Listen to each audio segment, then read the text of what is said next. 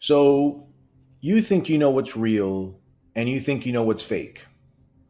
If you step into a ring or a cage, you'll find out real fast what's real or fake. But sometimes the realest fights are the ones that were planned all along. So wrestling is the oldest sport on earth. Literally, all you had to do was just show up. Wrestling is older than written language, older than any empire, and it was survival disguised as sport. It was a way to show that you had the strongest warriors from your clan or tribe, or the strongest soldiers from your military. In ancient Sumer, Egypt, and Greece, wrestling was both a ritual, it was part of festivities, and it was also a blood sport, a way to prove strength without leaving the earth littered with corpses. So, wrestling was not just about winning. Again, it's about survival, story, spirit, performance. So, where am I going with this? Modern pro wrestling.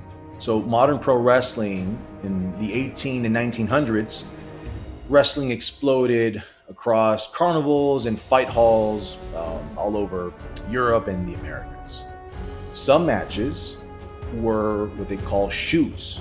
So, what a shoot means in wrestling jargon, these are real, brutal, unforgiving matches, and you don't know the outcome. And other matches, are called works. The work is basically it's a planned battle. It's just designed to entertain. Now the viewers believe it's real, but the promoter knows the outcome, and you're there to protect the athletes or the fighters or the wrestlers. So it wasn't fake. It's more like the Roman circus. It was a mythology in motion. So notable names here, for example, Karl Gotch. He's considered the god of wrestling, or catch as catch can, as it used to be called. And he carried basically the teachings of catch wrestling to Japan. Then you have notable names like Billy Robinson, Lou Thesz. These are real wrestling legends. And they wrestled all the way up to, again, people like this, 60s and 70s, where the viewer still believed what they saw on TV was real. So this takes us to now early 80s. Vince McMahon, who was the owner at the time of the WWF, the World Wrestling Federation, he starts to consolidate the smaller regional shows across the US, making a giant conglomerate known as the WWF, where you had notable names such as Andre the Giant, Hulk Hogan, Stone Cold Steve Austin, and Dwayne "The Rock" Johnson, just to name a few, right? So where I'm going with the story is, in 1997, there was Survivor Series. And for those of you who don't know what this is one of the biggest events in the WWE. It was known as the WWF at the time, but the WWE. It's the equivalent or almost as big as WrestleMania. So in this event, it was Bret the Hitman Hart versus the Heartbreak Kid, Shawn Michaels.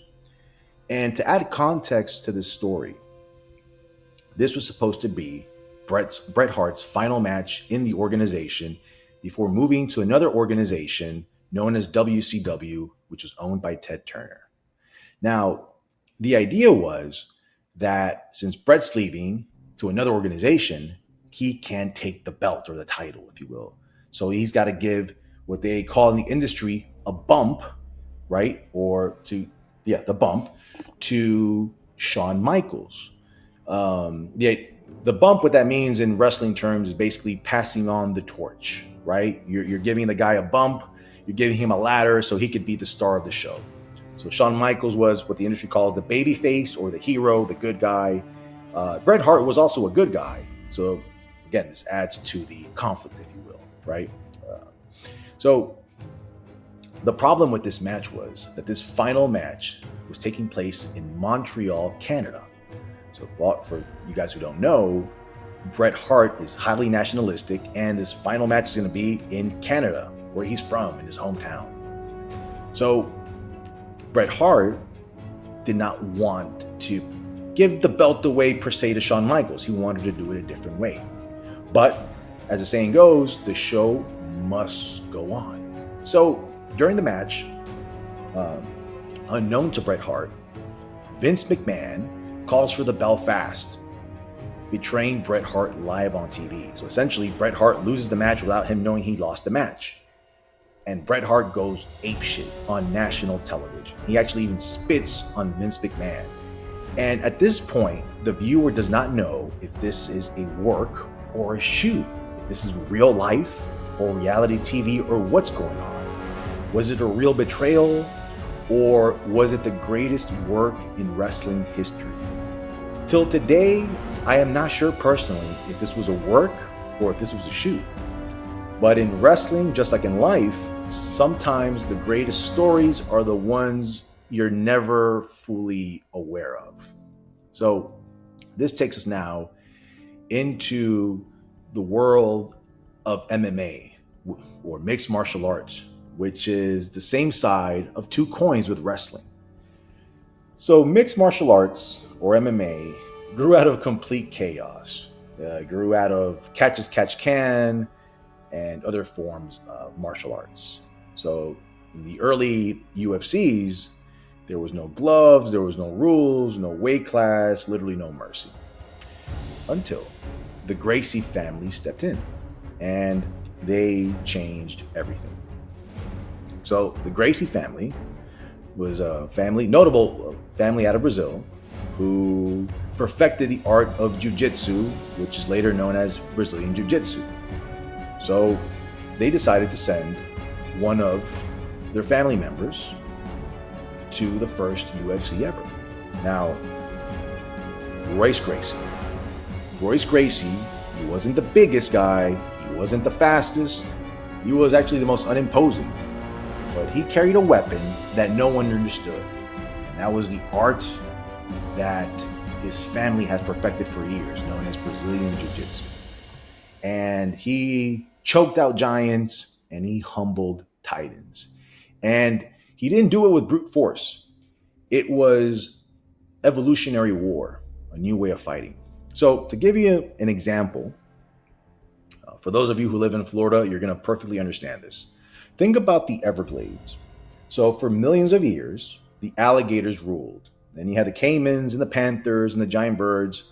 They all adapted to each other and they all understood the food chain. But then the Burmese python arrived, an unknown invader, no natural enemies, and the other guys in the Everglades had no evolutionary defenses, if you will. And the balance collapsed. The panthers died, alligators lost fights they should have won, and the python didn't have to be bigger, it just had to be different. And that was Royce Gracie in UFC 1.